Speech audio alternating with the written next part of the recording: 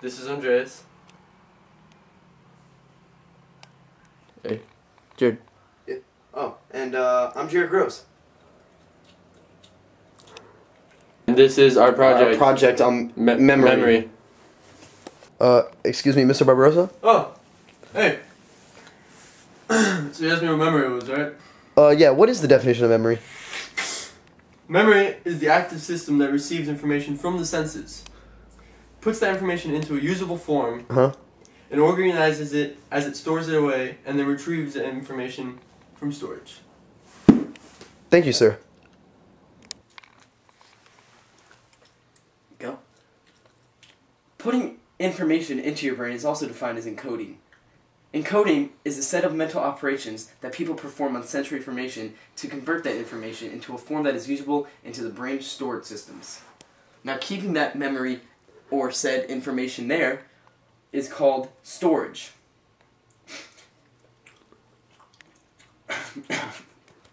Storage is the next step in memory, and it's also defined as the ability to hold on to information for some period of time in a process defined as storage.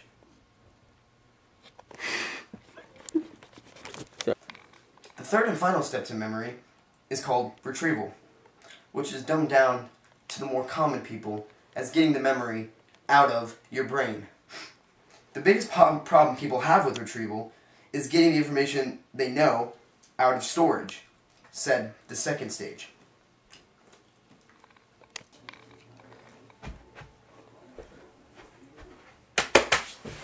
Hey, you're hot. Can I get your phone number? Yeah, sure. Don't worry, I'll encode it correctly. Hey. Oh, hey. I didn't store your number correctly into my brain. Do you think maybe I could get it again? Yeah, sure. Let me just retrieve it from my memory to give it to yours.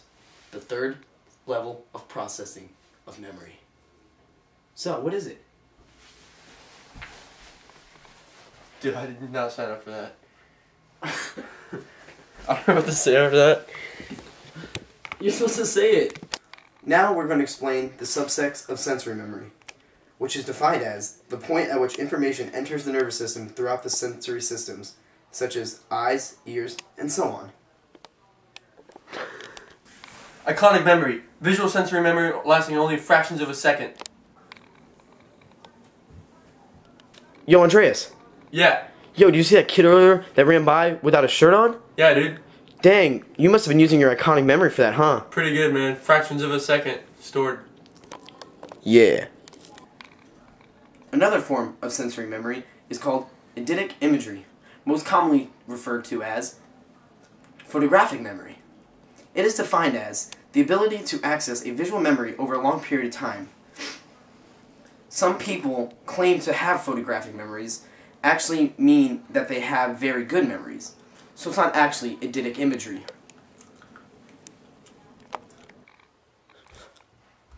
So, Jared, what was different about me? Well, Andreas, you were wearing a white Vans shoe on your left hand. Wow, you must have some sort of great eidetic memory. Imagery. He means imagery. Another type of sensory memory is echoic memory, or the brief memory of something a person has heard. Hey man, hey, can I use your bathroom? What? Oh yeah, it's over there on the right. Thanks, dude.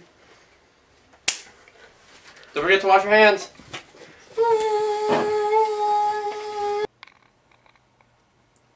Short-term memory, defined as the memory system in which information is held for brief periods of time while being used.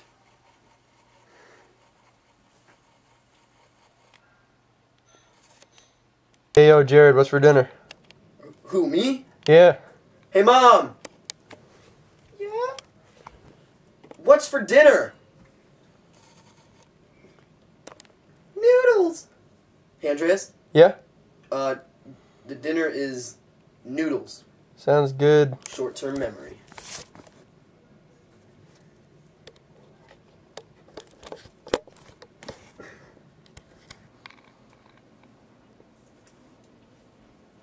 The next process is selective attention, which is the ability to focus on only one stimulus from among all sensory input. Look at that smile. I said go. 1, Hey, Jared. 2, Jared. 3, Jared. 99. Jared. Come, Jared. Oh, hey, sorry. My selective attention was just on me getting swole. Yo, Andreas. Yeah?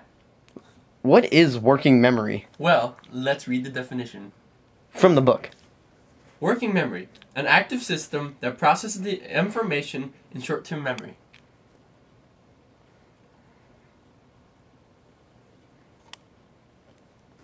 Most people Learn that saying something they want to remember over and over again in their heads, such as repeating a phone number they need just long enough to dial it.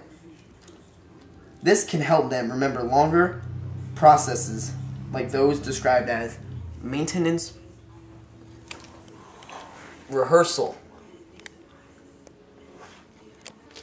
Hey, son. Yeah? Remember, if there's an emergency, always call 911. 911, 911, 911, 911, 911.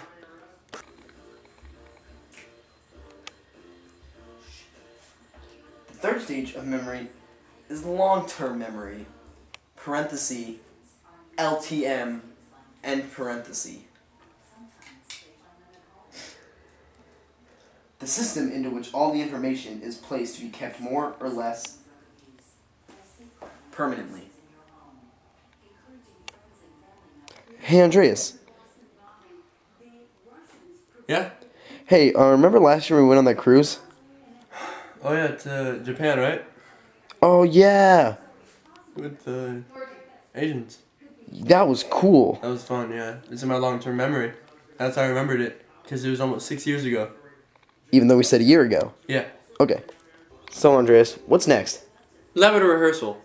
Elaborative rehearsal is a method of transferring information from the short-term memory into long-term memory by making the information meaningful in some way, shape, or form. Now you know.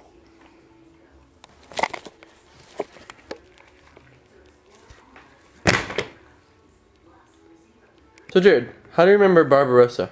Like your name? Yeah. Well, we were in Miss Dutch's class last year together, right? Yeah. And I remember one day she called you Redbeard, and I'm like, that's silly. But then later that day, I saw a woman walking around the mall with a red beard. So now every time I hear that name Barbarossa, I picture the only woman I've ever seen with a red beard, and I'm like, hey, that reminds me of Andreas.